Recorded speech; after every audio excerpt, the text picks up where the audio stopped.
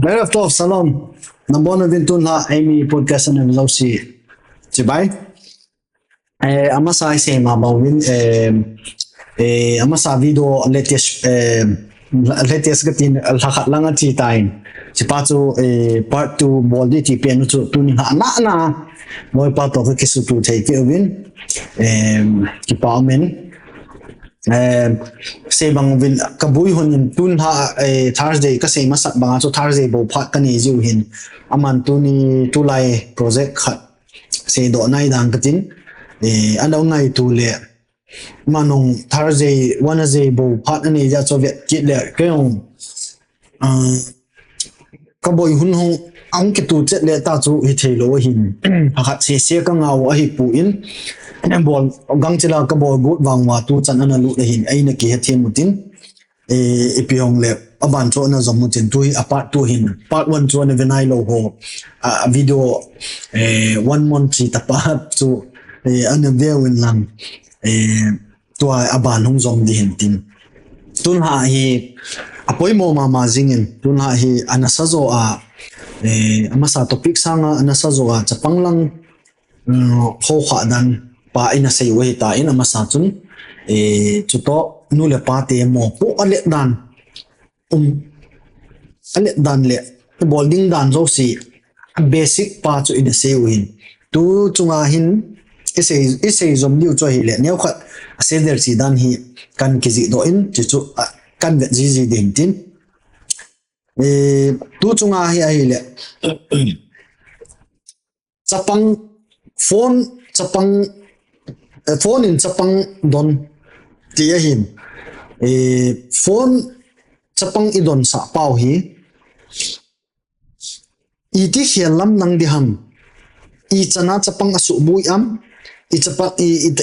chana chapang lung thim asu bui am ki pa hoi ina vet diu hin tin tam zo chu le i piti hial di ham a hial di dan i pi ham ki paung ina sei chin di hun tin ina sei khom di hun tin tun loi pa chunga avian ki pa chu ka sein phat tuni phat man tam ta an pe ki jin avial velin ki pa thu ka ga sei ki in a first question ana chi pai ki ni mutin aboy da sei ma sautin asul hap na chu a chaina pan seutin amasan nang het danin na nang het danin phone in pantin phone hin chapang dia aphat lo dan na phone hin chule I chana aphat lo dan ti le he su khen I chana su sit dan chule mi zo sin het te num de hin Radian lang elole talmotora langa hungchi kai hamai lo le kolela kai ho hin alang pia mi tu lai phone khang hi ta je phone thah na iPhone thah Samsung hian lang piang le phone thah akide yin na kenong ka dein ai le na nang ho hin tu khanga 2025 hi ta na black and white khanga hi ta pu in na ai le nang ho hin itida na black and white na thlen ham na choi ham na ai le na choi pau hi I chana ha sa am tu ai chu gam hi khang to hi tai na ha sa na pa chu I chana na do vam ai le ti dana ha sa na pa chu na do tin ten ham si pa to chun nan se chin thei liam ke pau min masan Eimi Podcast na vezo si zana salam ka hung pi in ta le anei tu pa zong ke pa thu phung masa oven question amasa chon nei do chon cha te chapang te ho phone hin ichana hi alungu asu mui am ti pa su a hi na ni se pa sun ga don put le hen cha te hi phone hin alungu asu bui dan pa chu he sa ubanga hin reason ni aumin reason khat pa ga ase masang katin abale reason ni na pa ten zok mat bun katin reason khat na chu piam telephone hin chapang te hi itil khoh na u chu piham ta hele thilpha hi itil khoh ben poison in ha api umen ise poison chu piham ta hele ape pe a nopsa na chanding pa hi khonunga nopsa na ding chanding pa zo hilo in ape a nopsa chanding pa zo hin itil khoh win khonunga gen the ha sat na thu ding hi zong la chon ape pe a hin nopisa pole apa khop se tai ti pa zo hin itil khoh zo indirect direct hilo indirect e hon i het me thiu i het lo me thiu ka he poina chiwang chu ka sei thei poin e jong le alhang pi a chun i he pu uvin ti te i he pu uvin hin la itil khoh na chu piam tia hi le a pe pe anop sa ding pa hi apoi mo zo in khonunga gen theining pa chu apoi mo poi ti pa chu poison ha api hi cho nati na tabang iti na tabang chu indirect amahon ang si pa chu aki hi pu ta chu amahon gelding dan a zong chu tu le tu ai no ka sa po le khonung le gen the zong lang fo poi ti pa hi amon no adi mo e ti pa hi ki pom na hi a hin nei du ta chu phone za la chu na ale phone za a chi hot chan chu ti hung lung the diam tai le mi him ki ti hi all a thil ki ti phu khat vei phut a hi thil hi pu za azing lo hin all a ki khol min lung ning pen zong fu le si chu min lung ning pen zong fu na dei dein ka ho thei nai ti wang ka ho zong la chun ni sin ka ho si la chun ong pu ke phat zo kita bang a chapang zong chu ni si a phone a hi brainwash na brainwash in bolai si a chu a chai na ting la chun ong pu ting la chun chi khil te te chu i che hong chi khil na chu pi ham tia hi le thungai lo na hong po thei ai lo hi le git lo na lung khoh na ai nei theu tam pi ai ka ason thei so he che pa so a hoi lo na a hi in point number 1 a hi in point number 2 a na sei pa chu pi ham tia hi le ipidinga a kharedi te ti cho pathilanga a gastric te hin ipidinga hi black and white na chai zo ham ti pa chu he che pa so hop ni ne ki ho min na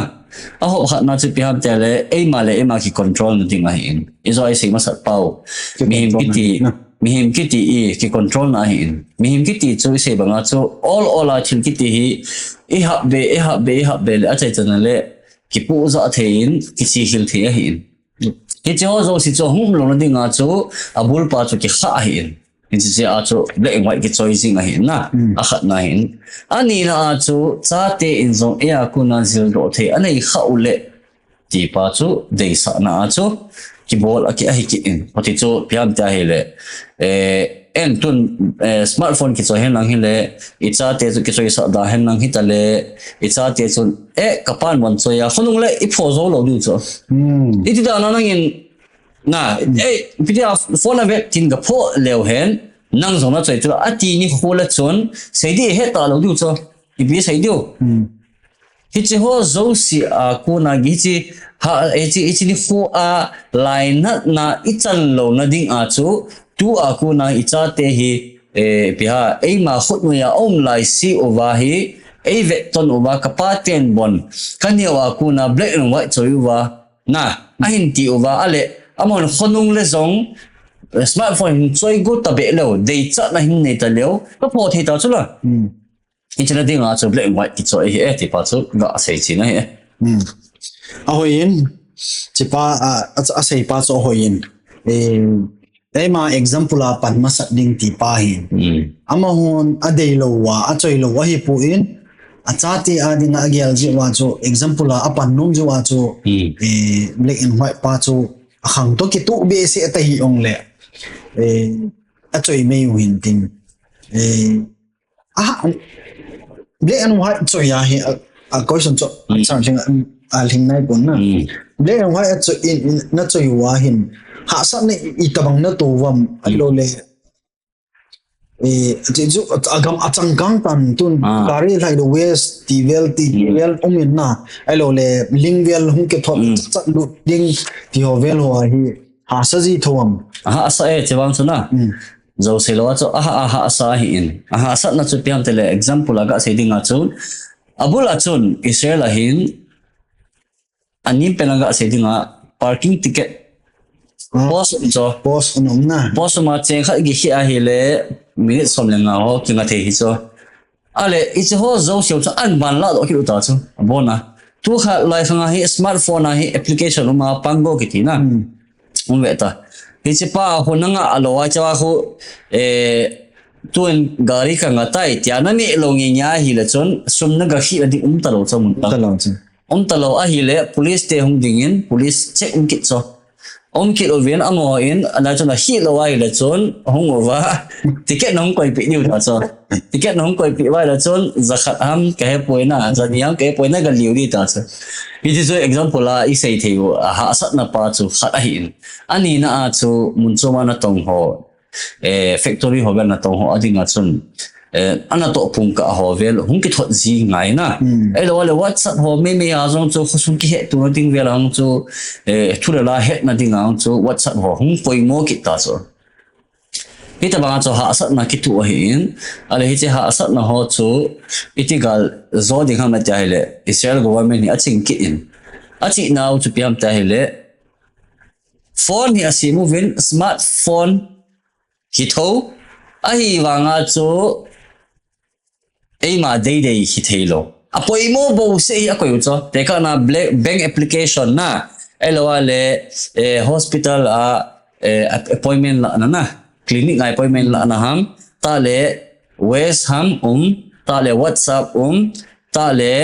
to pango ti gari inga apha le ticket pay na pa ho si ho bo asim ki oi cho ni tho cho it's about te ka na YouTube lo Google lo na adang ho internet access lo cho it's ho bo se cho asim ki cho ale hi chi pa chu na chi a hele chon na nga dinga chu na lung tu pa na mu su tho na ti chu pyam tele internet a ko na ki ve na thei pa chu na nei thei tho ki ai la khat la nga chu na kin pa chu na chai thei ki tho cho lâu thì lâu à đi hồ bồi mô hồ nó chỉ đúng là hồ west hồ na GPS hồ trong thời này phải kỹ thể thâu cho bạn hồi lệ gì ngân na cái này cái ông cái này hiện cái bằng cho cái gì cho smartphone cái cho em cái nó na cái bằng cho bây giờ là xem cái kibol cái lên cái cho cái cho loading hoặc cái kibol thấy mấy thế na hồi bên bằng cho sẽ bằng cho chỉ pa to na tama ga se mang chun example la ga pan the cha te example la pa chu chu nei lu khama ma jing na chi pen chu chia chu black and white khel hi yong le Israel government in hiche smartphone hiche ke khat asim tai ti yong chu oh my le chong chu choi chi the leon hoi di hin na ai tam zo to hi aboy na hi next question pa hi atam zo hi cha ti pi man lo so ya na tong na anu le pa na tong chapang ho polanga pui man lo phat pe man lo ai dem ai lo le phat pe man lo dinga sim ham ana to na mo nga ana tong so cho atong so go mong cho cái hiện tại nó có sẽ hi bộ nè na cha ti cái lung ba in tin cha ti gặp bụi ba in ti chu cái tổ pi ho Israeli ho koma cái zil do cho apart api gu dan chu tu ni to hab cha sunga ko ni be ani tin ka loi pa khat amin chu se dang ka tin na lai ka pui phat ti chu so na to nong cho ato lo in ai hon chi chu ibol lo ji uma chu upai dang nei lo ji wa chu na e to ji uma chu ilel wa ji wa chu kyong kai chu na ka to kong lun chu ka po do ngap ta lo pi chu hoi lan kinong mong na ka chi do ngap ta lo chu alo thi lo kha tu na ho ai bo le gu ha ma ke chi chu cha te pui do dinam pipi na ki yal phalo cho ya ita bang yan cho common cho a common ja cho anula hu ti tho an hon de to ale ko na ke che pi di ta le abai pen chu among apa nong phone be num ke zel na ai le abai pen chu nu mon ni ve khom mon ti khat nai lam pen ta chu chu chỉ cho idem ipizi idem phone ipizi hi ipizi pen idem alhang pe ai at sidan thong pe ai ve ai la chun minula mi pa hin icha te hi phat ipi man lo ziu a hinum penin na ai wanga chu khoi masa ko emo thei om poin ai ji sei banga chu na sei banga chun mi zo si na to na kama hi ja chu mi zo si na tong chi ki hi chu ale na tong chi ki hi ta ji a chu hi chi ina to pa ichol to icha te hin sin ding chu aha asa chu he thim na minu adi dia ana hun le ana hun ding azia chani ding a sim ding na inara in heading asa te su thang ho a heading sisu thilpha ei pun ahila mipa alang khat anga chun mipa a dinga chu ama chu pasal a hi ja chu ana to pa chu numi asanga chu gagum zep te te chu ha sa zep te te chu pasala chu na ala chu mipa a jong chu ong huna hi la chun kha sol wal ta in acha te sinading pa a dinga chu phat ga pi don chama dinga chu sol wal ta a hi ji a chu loi mo thei kit lo chu ale izo ai sei masa usu ki kal ta chu i sei masa ji piam ta le nu le pan cha te pha pi lo ji e thi chu ai ala khala ngai se la chun koi mai oi mo thai kit lo chu ani chun na to na gama hi ji a chu koi na go ai mo di ale oi mo dinga chan lo ji u wa chu a phone a pi wang chu oi mo thei lo da na hum pot kit ta chu a bui na chu ale phone ga pi jing ta hen la hen ga pi jing kit le hen la khonung le thuan ngai lo phat le alai ni chu eima ki ki thu thu ta chu chu ale ipi bo thei ding ta le nu le pa ding nga chu na la khala ina to igim ding to icha te ding a phat pi thei lo to upai lo na upai lo chu toi sei upai lo a phone a pi din mun hung ta so a sa hin che ding mun pai a hila bol thei ding din mun khat che pi ham ta hele cha te hi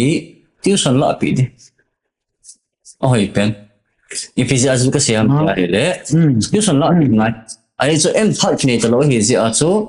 hi chi tuition la pi zal a chu le kha pa hi ngai na pai them khat anei theu chu na arav shlomo volben sei pa chu pi siam ta hele mem ki tin in khwa hin ngai na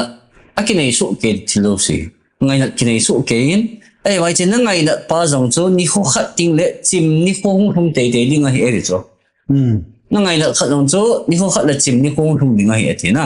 hi chin na chim phat pa chu thil na ngai lu le na ngai lu lo dan pa dung zui a chu na chim dan pa jong chu ki ka ading a hi eri chu thil khat na ngai lu be lo khat chu na bol te te a hi le na hin chim phat la chu na chim na pa hun nu no so ding a hi ati na ngai lut pa khat chu thil na bol pa na ngai lut ta khat chu na chim su nong chom ding a hi ati chu au ta la chon option ni ta chu option ni ta na option khat chu piam telephone na option ni chu lekha hi chu ale lekha pa jong chu phone ve tu dung ji a chon a lekha langa jong chon tuition la pi wel nang hi le hen ichilanga on chon ngai lut na a hin nei mi thei chula a phone pa chom hon jong khonung le chon phat chum na om poi chewang hi lekha lang chon ki chu hen wa ti wa hi la chon lekha langa hum ke hei thei kha ngi ngi wa hi le izai sei ma sa lu chim na hin nei jong le ngai na hi langa chu a hin pi tam thei lai si wa chu a sim na pawng chung from ding in ichilanga chung ki hei thei zo hi chu o ti je a chun le pan phat ni ta lo wa hi jong le a chu hi thei pen chu pi ham ta hi le option ni nei win phone au min langkhat lang ki la chu lekha au min mi him ki te chu lekha a ha hin sim lai si a chu chi na ki be a hin ala chi na hum ki be lai si a chu chan khan chu hum ki be ding tin a hin na a ho ti si a chu i bol thei pen chu pi ham te le a in nu le pa in phat i pi thei ta lowa a hi zong le i chi lekha to chun akil ha kang lo na te te ding a chu tuition la pi ding chu hiche pen chu recommend pen a hoi pen le a pha pen na jizal a chu lekha to ngai na hin nei thei uwa huti han nang hi le tu in a phone pa chu ichin joulou man a chu ivet sa uhi ta zong le khonung ting zong le khonung ding chane vet o hi je a chu phung le khang ngai na pa be chu asung wa hung tho thina ding ma chu kibol thei chu tuition la pi ding te pa chu poi mu ka sa ahoi in chi chu igun thi ai le thin hoi ta hi in tun aban ana veleu hen pha nong hong so thim ta in tun ama sang chi ka se khatai ni hong le poi mo sa ja chu phone to ahung ke zop ja chu kan hap ki hin tin nu te ate selang ahan lang ti talente si law no na ho hi atam zo hi na tongyan hi ji wa hin ko oi mo thwa ka se hi pun na ina evet pi theule ya nya chu ki ong thol ma yang na yong le atu te don hi ta in na inu le pa chu na atu te don hi pha le hin atu te nong ka pi hi ti hema ma jing min na ti pha le hin phone pi ti athu mole ana ik ngam pu win na mute pa te ko i mo na pu in atu te ade di oma ho cho de di chu an nei chanu api ngap cha no hin na da cho phone nei mi ho cho ati win mo chun api jing hin na chana phone te se ho nu te ho don sa ho in phone ana pi ji ho hi phone an ve ki ta win na chong chu alang khana se dinga ita nilung ke avet don sang om ki in na ai le nilung ke avet duty na hi ta in na on ti ai le alampi dang chu ipiham ho hin am an inu te hin ho na don let wa hi ta in na tun mo ki thu pi thu hin amoi ma jing in mo hong a thau nu min na hiong le ita nu le pa ga don sa phone ho ga ve sa pa ho hi elo le bui pham elo le nu le pa te ga don sa ing tiong hi ho imo ham cha te sin zo lo ham le phat gi ho to zo lo ham elo le ipi abu chika sung chu ipi bui di ham ta igel du ham bui chika sung mai pungka thuma na donu ong phone ne ve sa hong ko bui pha dem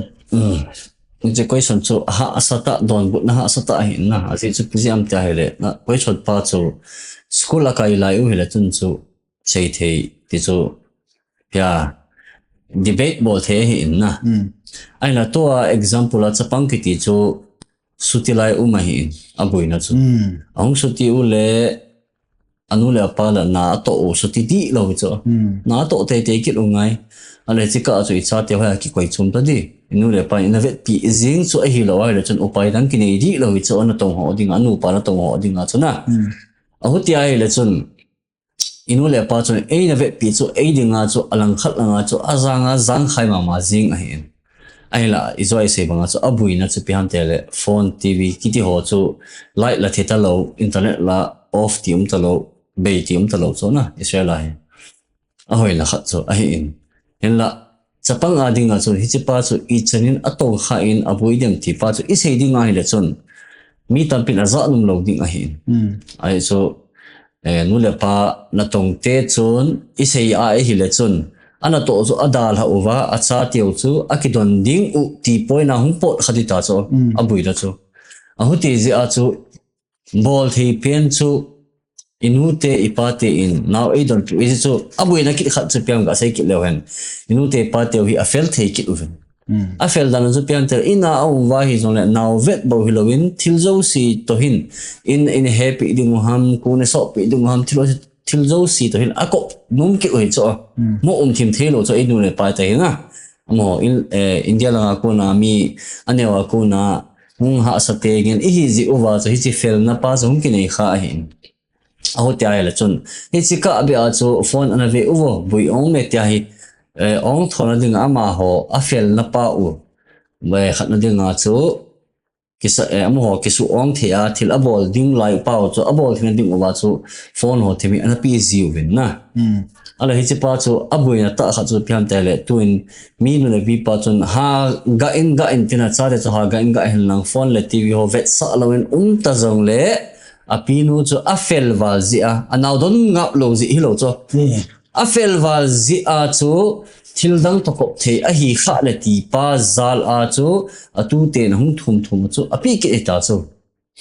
ale anu le pa in ani ngam ki ta lo chu ale anu le pa in ha sa ta akum khat kum ni hovel ka he poi na na sa er la khat ani ka he poi phone ho ave sa lo pa chu abona atha a ki pan tha ding wa ta chu abui la chu chi cho boi na chu ye chu abui na hi in cha buya bui in chi pa hi ise banga chu ti se lang hi le anu le pa in suti ala mi ngai da na hung pot tho ding hi in zo le ise the pel chu pi ham cha he le e zo ai se ma sa tabang owa chu phone pa chu khoi ma sa ki kham zo to lo hin thulai khanga he na e chu ti twai ise chu nu le pa te in e tu te e chat a tu te o a cha e cha te anave sa lo ding a ga kham ding chu thil hi thei ta lo hi chu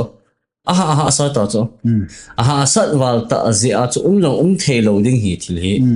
sei jong le han ka na lo ding hi aho ti a chu I bol thei pelin chu abula ni sei ma sa pa chu tuition tang lo a chi ding pa chu ki chelang zo a chu focus ha bola bol ni ki chi pa chu lam pi ta chu na phone ga tu ding pa chu I thei ngom ta lo pi chu in awai le jing jang cho chi pa chu idea khat kan in idea pa chu ke idea hin chi so zo le kan do ni umpai dang ati pa chu tuition pa bo in ken umpai dang aman apom le pom no pa chu ke pom chi chu kan sei din tin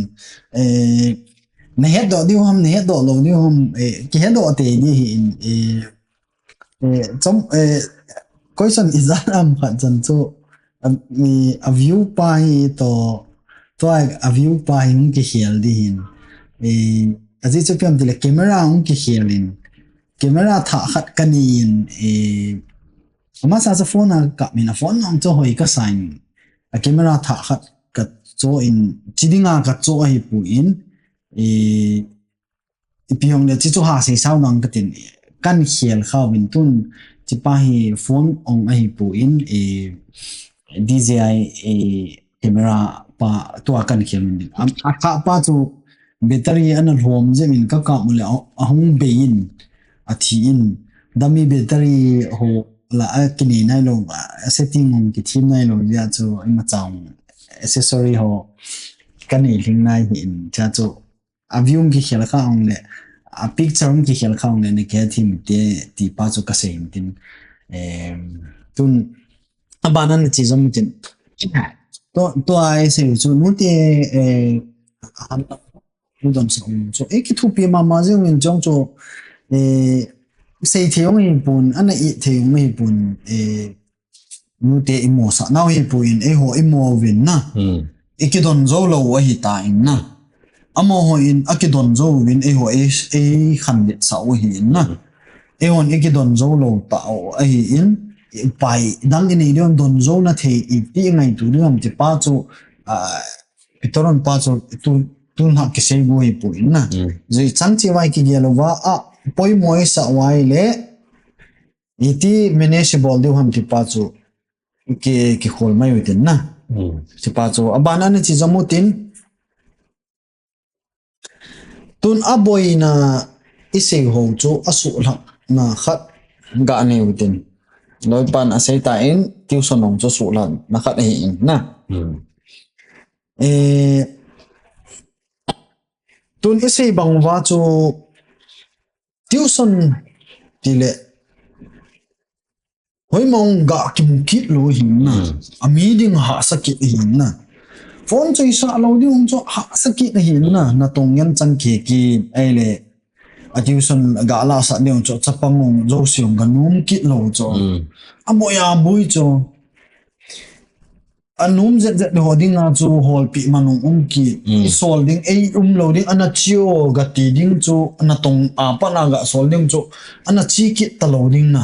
ti hong te di hin na ai le ki pan lo na te ding ti pa hi sei te ngai na ahoi pen hi lo ahoi lo pen na pat po do the ne ding tun la ai sei hin na aban phat le aban pa chu sei the hin a chi to to wa black and white ngin choi ding pa ong chung ni the mai the hin na tun la pa choi le a boi na pat po do ham na ding pa chu sei tin na ka do da ka thi ne chu a phone choi lo ding chu la a khian lam dang ding chu a choi hlom thein na ding mai cho tua tiu sum chu pung ka khat bo cho adang si sai pi bol kit da ni le na thei lo cho pung ka tun pung se ya pa pung thum chan skula kai te pung thuma pa pung se gi chan tiu sum ti thei lo cho tiu sum ki ti zo si chu pung ka khat bo cho ne na ai le hoi zo sia ga mu thi yong hi lo ti charong cho anum ding na nung lo ding ka hol thei lo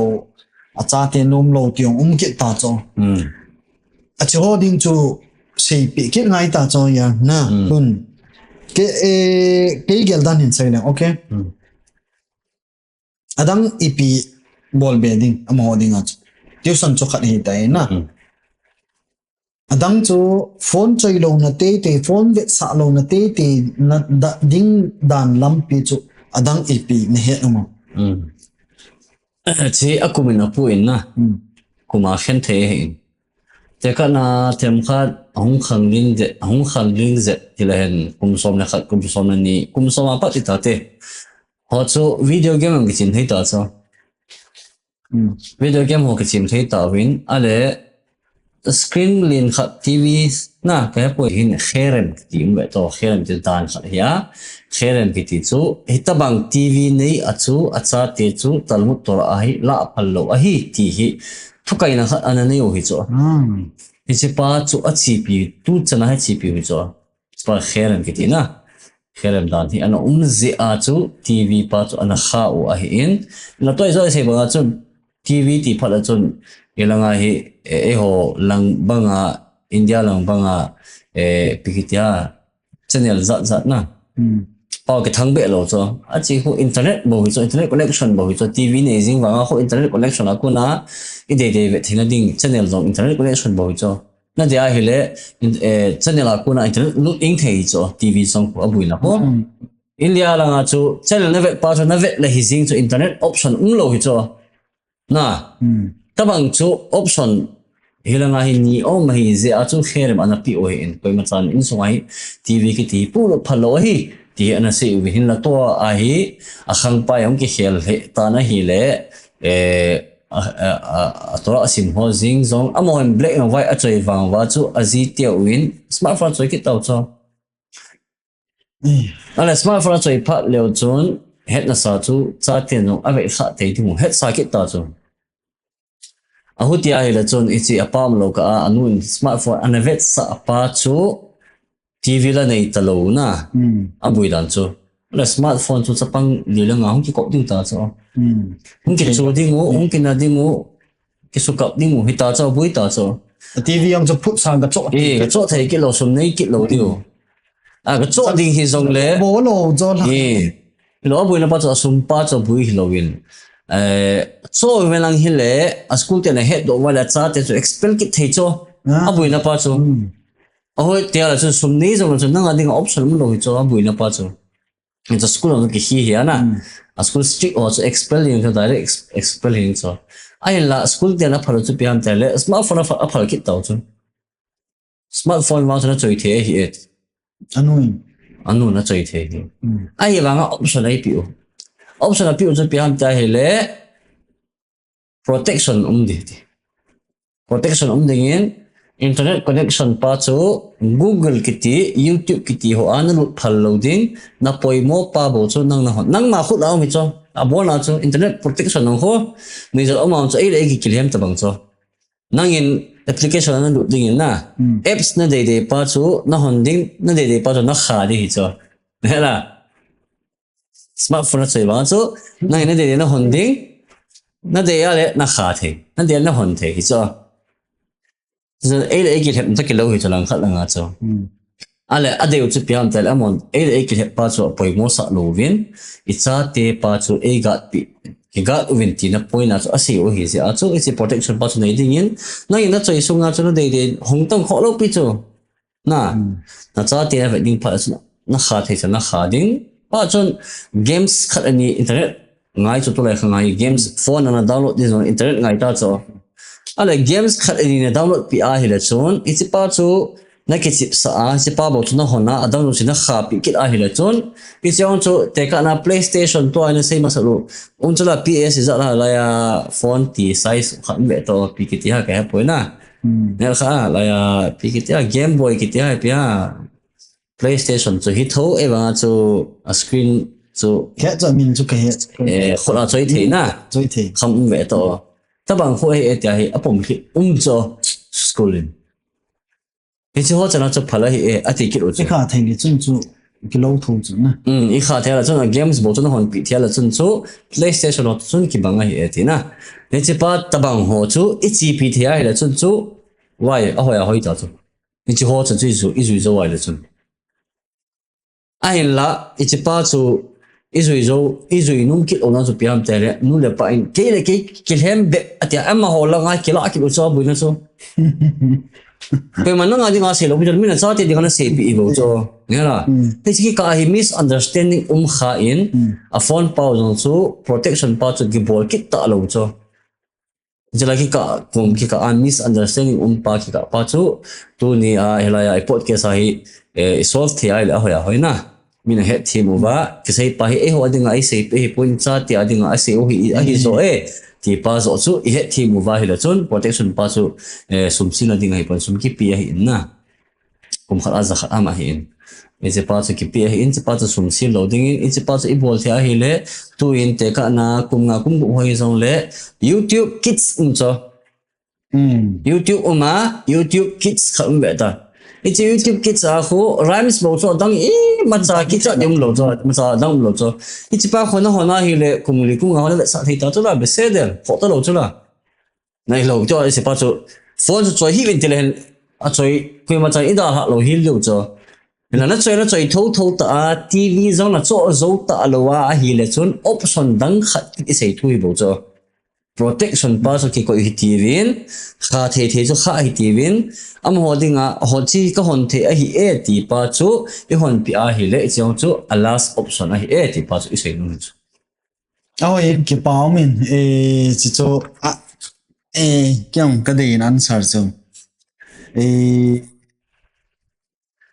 YouTube Kids ba chu ahoy lệ gì ấy cho YouTube cho xe aku YouTube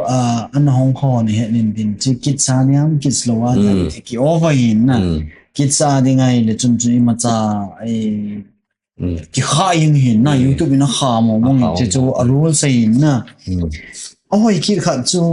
YouTube Premium mình na Premium pa ku H lo hin advertisement lo hin na advertisement ko boy pen hin na advertise ako nó không bộ thêm na advertise long ko ipol the ai le atam point ken ka bolin na ka cha te ke account pa kon tun o channel account pa hin hello aban pa second channel ki hong the hin na channel nga ki hong the hin channel ka ine ai le to main account pa to kha lo hi che pa ho kit sa ni ngai hon pia ka hon pia che pa bo ho ke vet sa hin na chi ho ya ho hin chi chunan sei don ka ai ka gyal do lo kha ai in chole answer cho an sei ta in an sei zo se a hoi pen pa isei lo o hi in amanong sei ta in a hoi lo pen a pa na ipo do thei liu pa chu tu ta di ai target wi in che pa chu an sei hoi ma jing in e bol the chanu bol go din pan the chanu panutin e hoi sei bangwin gam tha zo ni hibin I het lo umding I het lo umding ke sei pi tu diu khat le khat chi channel pa hin a e bol thu pi penu I gyal thu pi penu a hi in ana tun a chaina in na lutin last message tu ike ho zo siwa topic tampi question tampi se zo siwa loipan asai na ding momongin mipi ti ading asay num atum biam nin ken ka question pa answer sarjing pa bo hidihin asay num tum biaw mailin sin tinaban ne chu ken achai na hin khang katin so ikechai naw hitan tin na sai thei pen chu cha te hung lol hin na ding ema deilam panga hung chi thei na ding a hin thu sim khat an omin na abenish khai kitipa rabenu yosef ama ahi khonunga hi rap lin ta hung hi cho rap lin ta hung hi zo a hi sam bu khat ya ne ti ama hin na sam bu khat ne ne banga chu pom ta cho pom le kha bu khat tu su ko tu de su kha le pom cho ama ang chu tu su kha ja chu pom hi cho aniao hi ya sa pom ta cho tu ho pom ta cho ale a student te kha in rap ipiti dana na lekha ichi tehilim na sambu hi banga luita tha choi ing tangem tha kila ing tangem tin adong ngai ti cho na chalo ai banga lui chu pidi ana choi jing la ja dong tai li cho an chu pi siam tai le ra pa chun ichi tehilim bu hin history ani ti cho thu siman ne ti thu sim chu piam cha hele tu nia ka hi na hi rap lin ta mi he thei ka hi na hi ichi lekha bua kuna a hi et student pa le tim lo pinas hinam ka tim poidina ipi ki sam kai na na lekha bu to nang mi he te long hina pa che pi ki sam kai nam ta hele ichi lekha bu apom hi kanu mi tu ye hi et so kanu mi tu avat khom jing ji a hi hung po ma hi et so ale om dan chu anu hin acha pa hung lo hindinga hi ni si le pha se taw na mi tui long pa mai ana taw pi jing ji aso le khabu na pom do cho huchia ku na cho ga hu pinga acha pa chu mi he theira lin ta hung ki su be bi do a hil nun chu pian tele icha te hi taw na a hi mang hil lo be ding na Dehset mo pa chu mi tui long pa mai ka thea hi long le ya chu Dehset pe na hi na te sam hoi sim pi pha long le mi tui long pa ma lol hin te ding ba taw pi ding chu number 1 number 2 na chu amo ho mit mu kiti a hi Dehset a hi gut mo loading veton thei ding a hi gut ding ichi pa chu class message sai option thilni ka sein point ni ka sein na khatna chun taw na hi in ani na chu veton thei dinga simmo ichan lo na dinga veton thei na dinga hin gut thei ding ichi chu minuni mi pa in tu nia ke akona class message ichi pa chu bo thei chi lo hen khonung le hashem khotuna zala tehilim berkat amazon ai sei zi ovin acha ina pela hoi pi sei bam cha hele na ar haiti gam zakanti velor haiti tsadik ne eza vezar o me vakesh lachem kti cho na ka khang dong in kate in ka ve in a hele mi tsadik khat chu mi chon pha khat ati cho acha khut do a chang ha hola wa kam khapoi ti cho yang zabin acha khafet khaim hunga piung siam cha hele mi chadik ki chu koi ham cha hele thu di a chon pa ki seina hi e ti chu chon si khalo pa hi lo thu di a chon pa adi a chon pa kha chu a hi ding dol ta a chon khat ki ti pa chon a khonung le zong tu ina cha te chu amit mu in pha hi zong leo khonung ting le a cha te chu mi kong a pan pina thuma ham e lo a hi le a sa lo ham lam pi hi chi hi lo ham ti loading a hi e ti a hi le leng da kitep na hung ne pi u cho asa thu di ai chi the a mi veton thei cha te veton thei a hi ding dol ta chi chu thu di chula hi ding dol ta pa thu di chula chi pa dung ja chi chi thei lai si a chu khonung le i cha te chu lam pi chi hil ngai loading a hi ta he leng da vit in thulot nai hung ne pi hen chi pa chu chi thei ichi thei so kina ding win ha semen emal so mo no ti pa chu a chaina ka ga sei the hi ki pa kipamin last message so ahoi mama jing in sei no mo chu chati adinga inai lu ta am inai lu ni kai lu ni na ne ka ho ni na ka to hila ti se chu ngai lu ai ading zo che puin na chikalwala cha anu chun tun thei khafet skan Benis khai nu chung ni an hol lo ham le a hol chung changa ami tui aka pa chu na chi chu extra pa chu I bolai ne sa te chu ni na ingai lo na chi chu iso the na pe ne hi na chi chu kalwal extra pa ku chi chu alas message a hi in chi chu ka la do dan hi na ken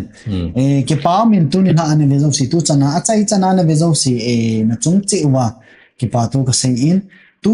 ni nia I sei do zo siu hi anagial hil lo be in ahoi langa anagial thei chi utin chi sein chi ti le chikal abula ka sei banga chun a basic issue hin chikal wala na chi te chun chi su anim wal tai ti ho ading a hi pu in na ho ading a avet khaule nang ho adi a hi pu in mipi zo sia ding a zui the ding ki sei pa hin in tun ki pa min aban le chi the chana ka sei bang chun dangau plan chi ding dan pa hi atni ni koma hung ke gong to in cho bline der chi ke chat hi pun chi thei go tin ahoi ding zo hin I phat chum ding zo hi tua hi chi channel hi ke podo go hi in ke support chi utin share bol utin e bol the chanu khosum cha na ve do a hoi ka sa e ti a lungyal na ya hi le khat group na zaw na a chun an share a ana bol din subscribe ki hola hi pu in subscribe ana bol the ono na bol win lang ji chu ayu patsia hapta sia video pot lo is ya chun YouTube hin nan het sa lo mai the hin subscribe na bol lo wa hin subscribe na bol ai le chun an het sa na het sa te din tim ji chu a hoi nei de subscribe a ki hol mong pun che channel a hin I phat chum video mi tam pin ve na I zangam khane na phat chum mi zo sina phat chum pi te ding ong ki sei do zo lo mai thin e sei do kham chu khat lenin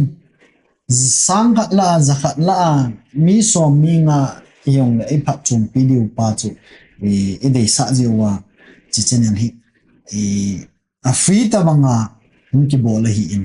a free hi in tu apps hong upai the nang ho na chen na munuwa apps di in apps ho ti apps hi a channel in aki on mong pun ko off the chan ko fa in a bol din nan ke pun in sa ji in advertise ho ji in apps ho ti chu ke bol hi ta pu in ti chu country dum ju ya India lang ana be kha ho thu ka se in na vet kha ole ti chu ke it's a pungin ken ka on hi pun ka ove a hi in chu an he thim tin tun ke pau min hi chan chun chai tin aban kin le dam le pathinin phat a pi une aban ting le ki mo tu ke ta ke pau na daraba